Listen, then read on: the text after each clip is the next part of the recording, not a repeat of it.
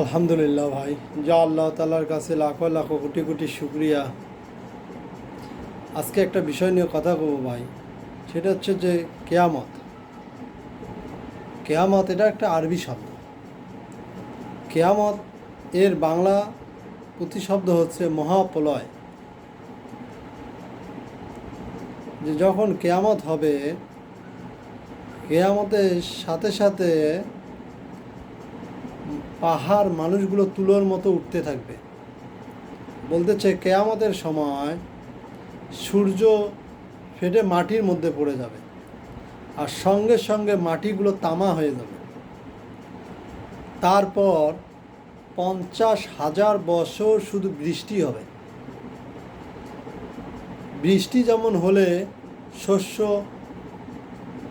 উৎপন্ন হয়, ধান বিভিন্ন উৎপন্ন হয়, ঠিক এই 50,000 বৃষ্টি যখন হবে, হওয়ার সাথে সাথে মানুষগুলো সতেজ হয়ে যাবে, মানুষগুলো আবার গঠন হয়ে যাবে। সাথে ইসরাফিল আলাইসালাম সিংহায় ফু দিবেন।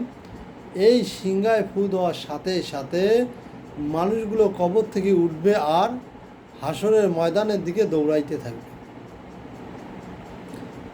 এই মানুষগুলো উলঙ্গ অবস্থায় দৌড়াইতে থাকবে। শুধু দুইজন মানুষের পরনে কাপড় থাকবে, এক হজরত ইব্রাহিম আলাইসালাম আর এক হজরত মোহাম্মদ সাল্লাহ ইসলাম। আর সমস্ত মানুষ উলঙ্গ ওই হাসরের ময়দানে দৌড়াইতে থাকবে।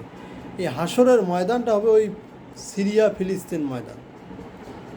বলতেছে মা আয়েশা রাদিয়াল্লাহু তাআলা আনহা বলতেছেন, ইয়া রাসূলুল্লাহ, এই হাসরের ময়দানে যে উলঙ্গ অবস্থায় সবাই যাব, সবারই কি লজ্জা লাগবে না?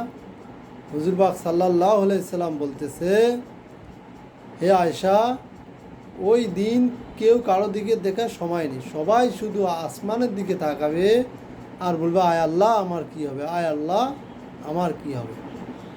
এই জন্য ভাই, ওই হাসরের ময়দানের প্রস্তুতি সবাই নেই। সবাই হাসরের ময়দানের প্রস্তুতি নেই, কারণ প্রতিটি মানুষকে স্থান পরিবর্তন করতে হবে। কুল্লি নাফসিন যায়িকাতুল মউত। কারণ এক সময় আমি রুহ জগতে ছিলাম, রুহ জগতের পর আমি মায়ের জগতে আসছি, মায়ের পেট থেকে আবার দুনিয়ার জগতে আসছি, দুনিয়ার জগৎ থেকে আবার কবরের জগতে যাব, কবরের জগতের পর হাসরের জগতে যাব, হাসরের জগতে বা পুলসিরাতের জগতে যাব। তারপরে হয় আমার অনন্তকাল সুখ, না হয় অনন্তকাল দুঃখ। তাই সবারই কপালে সুখ থাক। আসসালামু আলাইকুম ওয়া রাহমাতুল্লাহ।